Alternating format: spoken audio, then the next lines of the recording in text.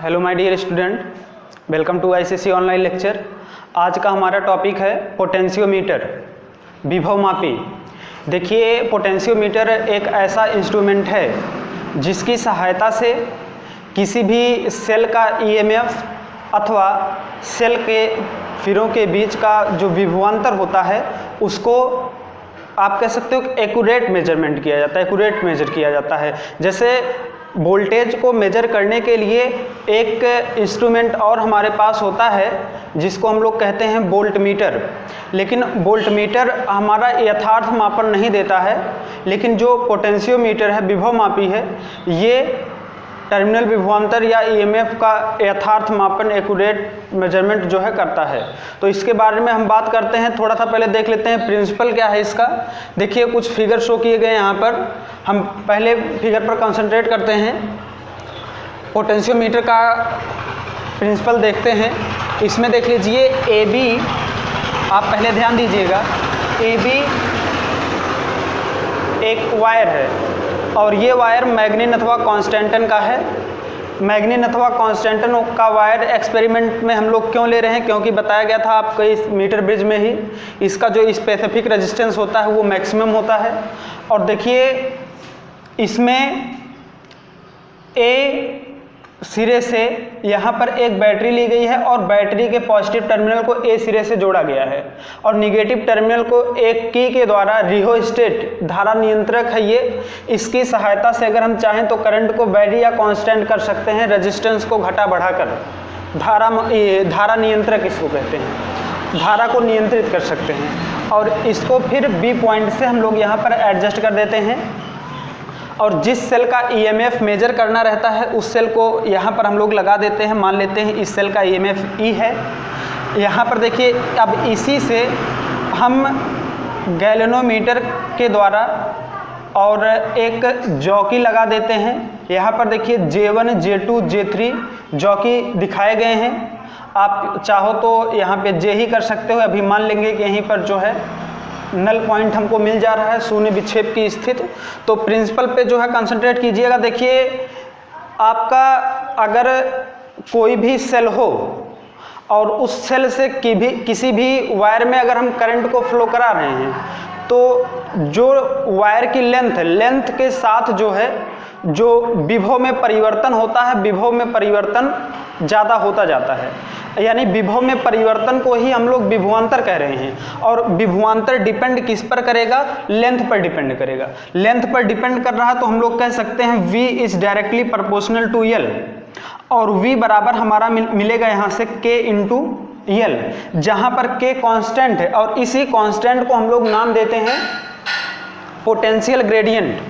इसी कांस्टेंट को हम लोग नाम देते हैं पोटेंशियल ग्रेडियंट, विभव प्रवणता।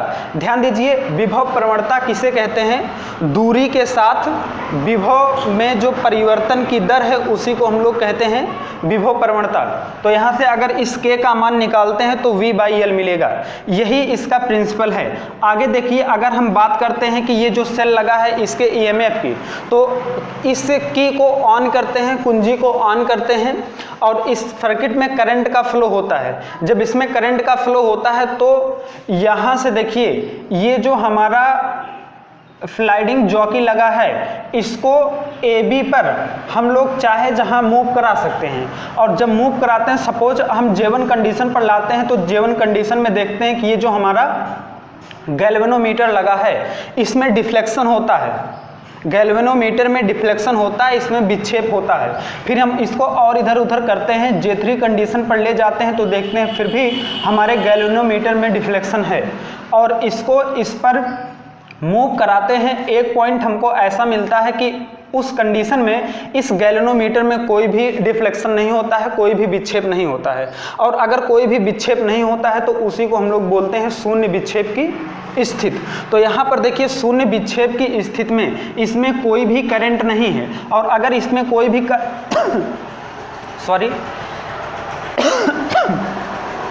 कोई भी करंट नहीं है तो इस कंडीशन में इसके सिरों के बीच जो विभवांतर होगा AB, ए बी के बीच जो विभवांतर होगा, चूंकि इसमें कोई करंट नहीं है तो यहाँ का जो टर्मिनल विभवांतर हुआ इसके ईएमएफ के बराबर हो जाएगा। इस कंडीशन में हम लिख सकते हैं ए बी के बीच का जो विभवांतर है वो विभवांतर बराबर हो जाएगा ई के। और अगर ये विभवांतर ई के बराबर हो रहा है तो इस कंडीशन में हम लोग ये वी के लिए फार्मूला पढ़ चुके हैं के इंटू एल, तो वी बराबर ई बराबर के इंटू एल, ये देख लीजिए यहाँ से मिल जा रहा है। तो ये आपका था एक इस तरह से हम लोग ईएमएफ को फाइंड कर सकते हैं। देखिए जो पोटेंशियोमीटर होता है इसका जो एप्लीकेशन है, इसके बहुत सारे एप्लीकेशन है, बट यहाँ पर जो है हम लोग दो ही पॉइंट पर कंसंट्रेट करेंगे, दो ही टॉपिक पर कंसंट्रेट करेंगे। एक हमारा होगा किसी भी दो सेलों के ईएमएफ का कंपेयर करना, और एक हम लोग लेंगे किसी भी सेल का इंटरनल रेजिस्टेंस फाइंड करना। तो हम लोग बात करते हैं पहले दो सेल हमारे पास हैं और दोनों सेलों का ईएमएफ कंपेयर हम लोग किस तरह से करेंगे। देखिए उसके लिए यहाँ पर एक फिगर शो किया गया है, तो इसके बारे में देखते हैं। यहाँ पर देखिए फिगर शो किया गया है, आपका एक लकड़ी का बोर्ड होता है और उस बोर्ड पर इस तरह से देखिए कुछ एक मीटर स्केल लगा रहता है और उस पर ए बी जो तार होता है, तार कुछ इस तरह से ऐसे बोर्ड पर लपेटे जाते हैं। इस तरह से बोर्ड पर तार को लपेटा जाता है जिससे आसानी से इस मीटर स्केल की सहायता से हम तार की लेंथ को पढ़ सकें। ये देखिए अगर मीटर स्केल है, 1 मीटर का ये स्केल है तो ये आपका 1 मीटर हो जाएगा, फिर यहाँ पर ये 1 मीटर हो जाएगा। अगर ये 1 मीटर हुआ और यहाँ पर हमको मिल रहा है 50, तो ये आपका हो जाएगा 1 मीटर ये और 50 सेंटीमीटर ये। कुछ इस तरह से हम लोग मेजर कर लेते हैं मीटर स्केल की सहायता से। यहाँ पर देखिए एक बैटरी एडजस्ट करते हैं और उस बैटरी का जो पॉजिटिव टर्मिनल होता है वो जो हमारा मैग्नीन अथवा कांस्टेंटन का वायर है उसके पॉइंट ए से कनेक्ट कर देते हैं, और निगेटिव टर्मिनल एक रियोस्टेट से लगा होता है और उसको जो है हम बी पॉइंट से कनेक्ट कर देते हैं। और फिर ए पॉइंट को जिन सेलों के ईएमएफ का हमको कंपेयर करना है उन सेलों को यहाँ से लगा देते हैं, और एक आप कह सकते हो द्विमार्गी कुंजी K2, द्विमार्गी कुंजी K2 को एक गैल्वेनोमीटर की सहायता से यहाँ पर एक जॉकी लगा दिया जाता है। अब इसमें देख लीजिए जो एक्सपेरिमेंट करने का तरीका है, ईएमएफ या ईएमएफ का कंपेयर करने का तरीका है, हम किस तरह से कंपेयर करते हैं। सबसे पहले तो हम इस कुंजी को ऑन करते हैं K1 को, और ये जो K2 है K2 को ऑन करते हैं, और K2 को ऑन करने के बाद देख लीजिए यहाँ पर फ्लो किया गया है A पॉइंट और यहाँ पर फ्लो किया गया है B पॉइंट। ये द्विमार्गी कुंजी है, इसके एक मार्ग को हम लोग क्लोज कर देते हैं या आप कह सकते हो ऑफ कर देते हैं और एक को ऑन कर देते हैं। जब एक को ऑन किए हैं, इसको देख लीजिए ऑफ किए हैं, इसमें से करंट होके नहीं जा रहा है, केवल करंट आपका जा रहा है ऊपर वाले पे। अब यहाँ से करंट होके जा रहा है तो हम क्या करते हैं कि ये जो जॉकी है इस जॉकी को इस वायर पर मूव कराते हैं, और मूव कराते हैं तो हमको एक कंडीशन ऐसा मिल जाता है कि जिस पर गैल्वेनोमीटर में कोई भी डिफ्लेक्शन नहीं होता है, और अगर कोई भी डिफ्लेक्शन नहीं हो रहा तो उसी को हम लोग शून्य विक्षेप की स्थिति पढ़े हैं। और उस कंडीशन में हमारा देख लीजिए अभी मिला था E बराबर K इंटू एल, जो आपका नल पॉइंट मिला था, नल पॉइंट की कंडीशन में E बराबर KL यहाँ पर प्रिंसिपल में हम लोग पढ़ चुके हैं, तो इसको हम मिटा दे रहे हैं, इस फिगर को मिटा देते हैं। देखिए E बराबर मिला है K इंटू एल, इसको लिख लेते हैं, E बराबर मिला था K इंटू एल।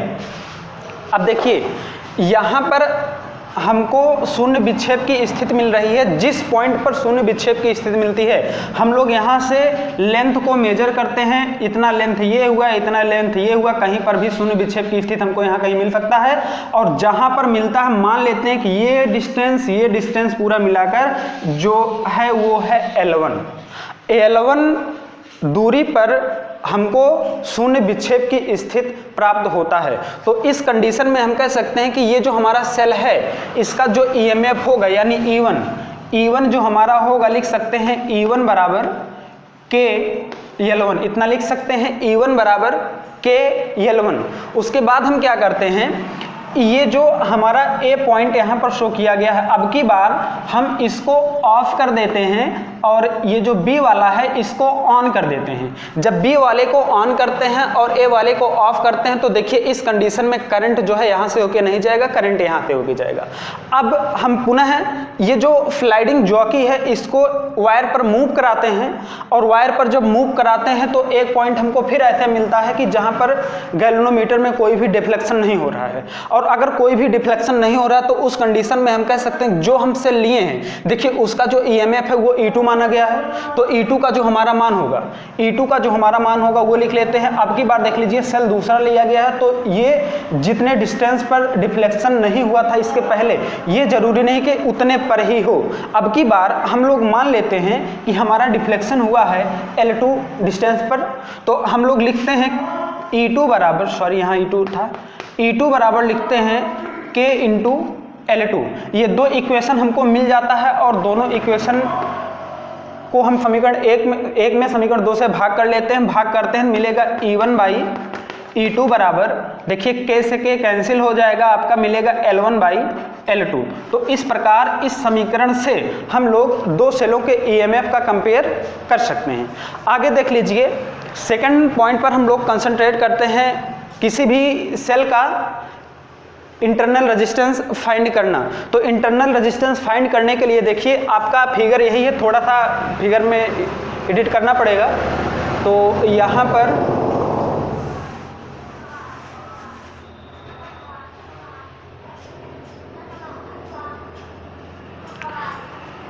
चलिए देखते हैं इसको।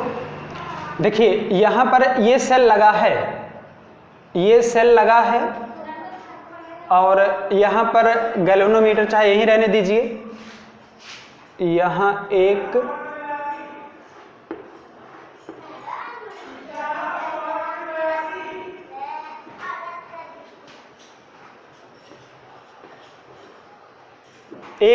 रेजिस्टेंस बॉक्स लगा दिया जा रहा है, यहाँ पर एक रेजिस्टेंस बॉक्स लगा दिया जा रहा है। ये रेजिस्टेंस हमको पता रहेगा कि ये कितना रेजिस्टेंस है। और यहाँ जो कुंजी K2 अभी लिए थे इसके पहले, यहाँ पर हम कुंजी K2 इस तरह से लगा देते हैं। अब देखिए करंट का फ्लो कराते हैं और जब करंट का फ्लो होता है हमारा ये जो कुंजी K2 है, फर्स्ट कंडीशन में हमारा ये कुंजी K2 रहता है ऑफ। अगर ये ऑफ है तो देखिए पुनः हम लोग वही नल पॉइंट प्राप्त करते हैं, शून्य विक्षेप की स्थिति प्राप्त करते हैं। और शून्य विक्षेप की स्थिति अगर हम मान लेते हैं कि हमको L1 डिस्टेंस पर मिल रहा है, इसे मिटा दे रहे हैं। देखिए शून्य विक्षेप की स्थिति अगर हम लोग मान लेते हैं कि हमको L1 पॉइंट पर मिल रहा है, तो उस कंडीशन में जो हमारा E1 होगा, E1 हो जाएगा K इंटू L1। उसके बाद हम लोग क्या करते हैं कि ये जो ऑफ किए थे K2 को भी ऑन कर देते हैं। और अब की बार जब K2 को ऑन करते हैं, करंट का फ्लो कराते हैं, तो देखिए एक स्थिति हमको फिर मिलता है कि गैल्वेनोमीटर में कोई भी डिफ्लेक्शन नहीं हो रहा है। लेकिन अब यहाँ पर एक एक्सटर्नल रेजिस्टेंस जुड़ गया है कैपिटल R, और अगर एक्सटर्नल रेजिस्टेंस जुड़ गया है तो करंट का जो फ्लो होगा, करंट का जो फ्लो यहाँ से होगा, देखिए यहाँ से ये सेल में से होकर जाएगा और सेल में से होकर जा रहा है तो यहाँ इंटरनल रेजिस्टेंस तो वर्क करेगा ही, और ये कैपिटल R से करंट होके जा रहा है। अब यहाँ पर हम लोग कह सकते हैं कि इस कंडीशन में इस सिरों के बीच जो है एक टर्मिनल पोटेंशियल डिफरेंस वर्क करने लगेगा। और वो टर्मिनल पोटेंशियल डिफरेंस अगर हमको मापना है टर्मिनल पोटेंशियल डिफरेंस है कितना, तो हम लोग क्या करते हैं कि इसी जॉकी को इस पर मूव कराकर हम पुनः शून्य विक्षेप की स्थिति प्राप्त करते हैं। और जब शून्य विक्षेप की स्थिति प्राप्त हो जाती है तो हम लोग लिख सकते हैं जो सेल के सिरों के बीच का टर्मिनल विभवांतर है वो हो जाएगा हमारा K, और मान लेते हैं कि L2 पॉइंट पर हमको मिल रहा है K इंटू L2 पर दोबारा शून्य विक्षेप की स्थिति प्राप्त होती है, तो V बराबर K इंटू L2। अब यहाँ से देखिए पुनः हम समीकरण 1 और 2 में भाग करते हैं, या इन दोनों इक्वेशन से हमको मिल रहा है E by V equal to L1 by L2, E by V equal to L1 by L2।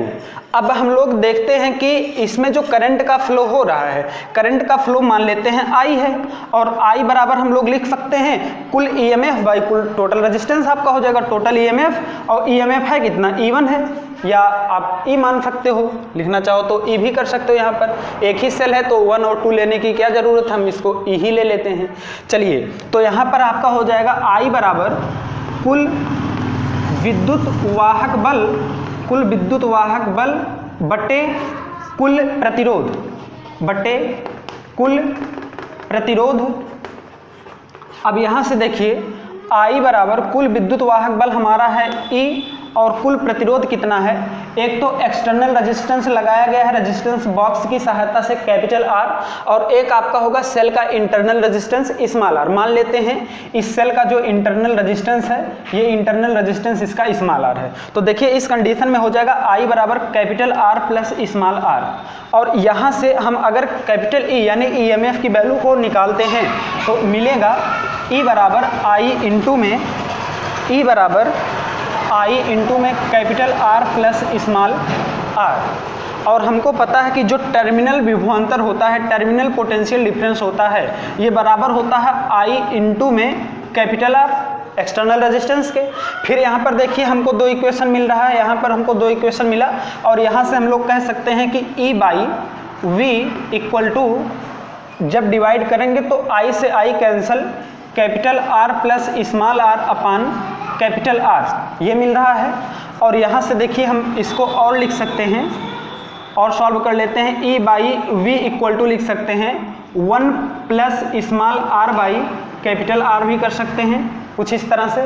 देखिए E by V, E by V के स्थान पर हम लोग L1 बाई L2 कर सकते हैं, चूँकि ये मान हमको दिया नहीं गया है, हमको L1 और L2 ही तो हम यहाँ से नोटिस कर पाएंगे, और उसी के फॉर्म में हमको R की वैल्यू को फाइंड करना है। हमको पता क्या है, हमको पता है L1 और L2, और क्या पता है, ये रेजिस्टेंस पता है, हम रेजिस्टेंस बॉक्स लगाए हैं तो उससे हम लोग देख लेते हैं कि ये रेजिस्टेंस कितना है, और बाकी L1 L2 पता है, तो इसके स्थान पर हम लोग लिख सकते हैं L1 बाई L2। या अभी आप चाहो तो इसी को और कैलकुलेट कर लीजिए, उसके बाद ही वैल्यू को हम लोग पुट करते हैं। ये हमारा हो जाएगा, देखिए capital R by small r की वैल्यू यहाँ से हम लोग निकाल रहे हैं, ये small r by capital R, small r by capital R की वैल्यू जब लोग निकालते हैं तो मिल जाएगा यहाँ से E बाई V माइनस 1, और यहाँ से पुनः देख लीजिए small r by capital R equal to small capital E by V, इसके स्थान पर हम लोग रख सकते हैं L1 by L2, L1 by L2 minus 1, और स्मॉल r का जो मान आएगा वो हो जाएगा कैपिटल R इंटू में, कैपिटल R इंटू में L1 बाई L2 माइनस 1।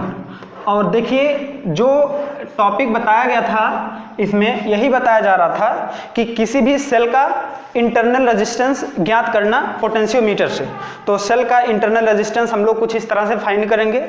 आपका देख लीजिए दोनों प्रैक्टिकल एग्जाम में पूछा जाता है, प्रैक्टिकल कॉपी में लिखने के लिए ज़्यादातर दिया जाता है। एक आपका इसमें बताया गया था प्रैक्टिकल के लिए मीटर ब्रिज है और ये पोटेंशियोमीटर है, दोनों इंपॉर्टेंट है। और बताया जा रहा था कि ये जो पोटेंशियोमीटर होता है ये चाहे ईएमएफ हो या फिर टर्मिनल पोटेंशियल डिफरेंस हो, इसका एक्यूरेट मेजरमेंट देता है, सही माप देता है। सही माप देने का क्या मतलब है, देखिए अगर हम कहीं कोई वोल्ट मीटर लगाते हैं तो वोल्ट मीटर लगाने से वोल्ट मीटर का कुछ ना कुछ रेजिस्टेंस होता है, यानी वोल्ट मीटर में कुछ ना कुछ करंट फ्लो होती है, और अगर कुछ ना कुछ करंट वोल्ट मीटर में फ्लो हो रही है तो E इक्वल टू देख लीजिए, E बराबर हमारा फार्मूला होता है V बराबर देख लीजिए, V बराबर फार्मूला होता है E माइनस आई आर। और अगर करंट वोल्ट मीटर हम लोग लगाते हैं, वोल्ट मीटर में करंट कुछ ना कुछ चला जाता है, कहीं पर भी हम पैरेलल कॉम्बिनेशन में वोल्ट मीटर को जब एडजस्ट करते हैं, सपोज देखिए यहाँ पे आपका करंट फ्लो हो रहा है और यहाँ कहीं हम वोल्ट मीटर ऐसे लगा देते हैं। जब वोल्ट मीटर लगाते हैं तो ये जो वोल्ट मीटर है इसका करंट का फ्लो ऐसे हो रहा है, मान लेते हैं। अगर करंट का फ्लो कुछ इस तरह से हो इसमें तो कुछ करंट तो यहाँ से जा रही है, कुछ करंट इसमें भी चली आएगी, और अगर करंट इसमें चली आ रही है तो यहाँ से वोल्टमीटर से होके कितनी करंट जाएगी वही तो हमको देखना है। और अगर कुछ करंट, मान लीजिए मामूली करंट ही वोल्टमीटर से होके जा रही है, तो V बराबर E माइनस आई आर। आई कुछ ना कुछ है, और अगर कुछ है तो ये मान क्या हो जा रहा है, इसमें से कुछ घट जा रहा है। इसमें से कुछ घट जाने का मतलब हुआ, जैसे अभी हम एक कंडीशन लिए थे E बराबर V, जब गैल्वेनोमीटर में कोई भी डिफ्लेक्शन नहीं हुआ था, जब प्रिंसिपल पढ़ रहे थे वहाँ पर हमको क्या मिला था, E बराबर V के मिला था। तो ऐसा तो हो ही नहीं रहा है यहाँ पर। लेकिन अगर हम पोटेंशियोमीटर लेते हैं तब ये हमारा बराबर हो जा रहा था। अब देखिए, अब ये जो वोल्टमीटर होता है, ये क्वेश्चन पूछा जाता है कि आदर्श वोल्टमीटर का रेजिस्टेंस कितना होना चाहिए। आदर्श वोल्टमीटर का रेजिस्टेंस कितना होना चाहिए, ये कंपटीशन में भी कई बार पूछा गया क्वेश्चन।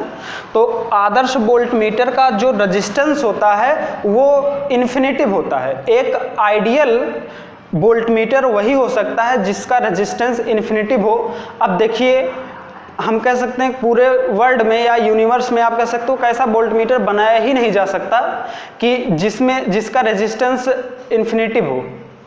ऐसा तो हो नहीं सकता है, कुछ ना कुछ करंट तो जाएगी ही। लेकिन अगर इसका रेजिस्टेंस बहुत ज़्यादा हो, वोल्टमीटर का प्रतिरोध बहुत ज़्यादा हो, तो इसमें करंट की वैल्यू जो होगी बहुत कम जाएगी। और जब बहुत कम जाएगी तो यहाँ से जो विभव पतन होगा आई आर, ये जो विभव पतन होगा ये कम होगा, वही हमारा अच्छा वोल्टमीटर माना जाता है, सुग्राही वोल्टमीटर माना जाता है। तो देखिए, आपका करंट इलेक्ट्रिसिटी पूरा ये यूनिट समाप्त हो गया है। आप न्यूमेरिकल सॉल्व कीजिएगा, और अगर कहीं भी कोई प्रॉब्लम होगी तो उसको बताइएगा। Thank you so much.